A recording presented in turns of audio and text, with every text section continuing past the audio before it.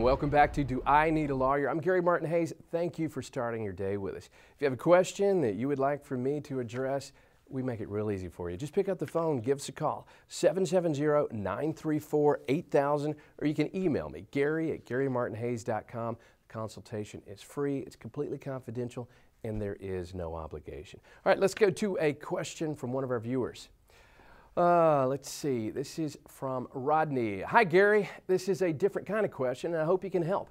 Our daughter just turned 16 and recently passed her driving test to get her license. I really want to be proactive in working with her on various things about the car. I've taught her how to check the oil level of the car, check the tire pressure, and she even knows how to change a tire if she were to ever get a flat. But here's my concern. Of course, I never want her to be in a wreck. I had her go through a defensive driving course too. I just want to make sure she will know what to do if she is ever in a wreck. Can you give me a list of do's and don'ts I can share with her? Thank you. And that is from Rodney in Union City. Hey Rodney, thanks for the question, and that is a great one. And first of all, let me commend you too for being so proactive in working with your daughter. Let me give you some statistics too about wrecks involving young, experienced drivers that's going to back it up as to why it's important to be proactive.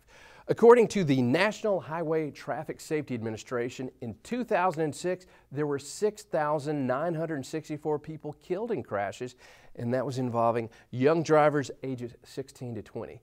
In 2005, there were 3,374 drivers between the ages of 16 to 20 that were killed in car wrecks.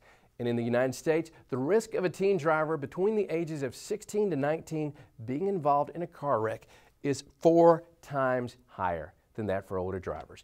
And out of every 100 teen drivers on the road, 37 will be ticketed for speeding, 28 will be involved in accidents, 13 will be injured in automobile accidents, 4 will be ticketed for driving under the influence of alcohol or drugs, and sadly, 1 will be killed in a car crash. Let me share with you a study on driver's education that was conducted by George Mason University in Virginia.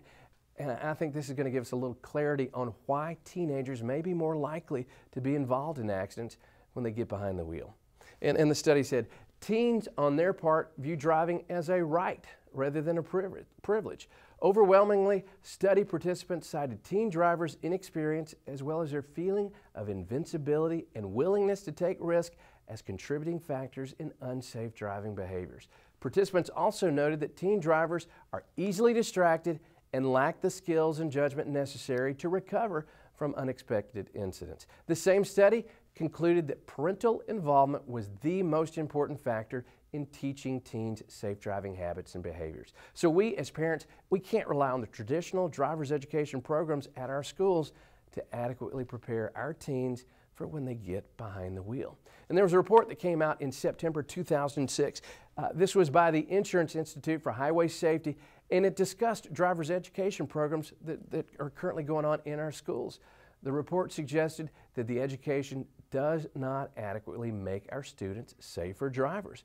The way for us to lower the risk of teens being involved in crashes is to gradually release them to drive further distances and in more congested traffic as they demonstrate their ability to handle it.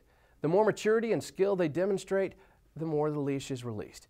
But parents need to simultaneously train and monitor the teen drivers as they learn. So let's get back to Rodney's question. I applaud you for being so actively involved in training your daughter to drive.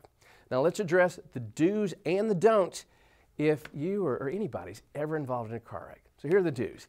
If someone is injured, please call 911 immediately. Always call the police to come to the scene to complete an incident report. The investigating officer will help document the scene of the wreck. He'll gather the facts, interview witnesses, and he prepares a very important report. If you don't do this, it could be your word against the other driver. The other thing you need to do, exchange information with every person involved in the wreck, including name, address, phone numbers, make, model, color, and year of the vehicle, license plate, and insurance information. And also get the same identifying information for any of the witnesses. If you have a smartphone, take it out, take pictures of the scene if possible, including property damage to all cars and any debris that may be in the roadway. And this is important. Report the wreck to your insurance company, even if it wasn't your fault. This is especially important if it appears the other driver did not have insurance. Now here's some don'ts. Don't panic, but remain as calm as possible, especially if someone is injured at the scene. Never leave the scene of the wreck. Do not accept blame for the wreck unless you've discussed this with your attorney. Don't talk with the insurance company or sign any papers until you discuss your case with a lawyer. And do not, please do not accept any quick settlement offer from any insurance company. And don't wait. Folks, if you're hurt in a car wreck, I highly recommend you call a lawyer right away. But please call someone that is experienced in personal injury law. If you've been hurt in a wreck, you have one shot, one chance to get all the cash and benefits you deserve. And having worked with a firm that represented insurance companies on the other side, I can tell you it is not a good idea to try and take on the insurance company and their lawyers by yourself. So pick up the phone, give us a call, 770-934-8000, and stay tuned for more of Do I Need a Lawyer?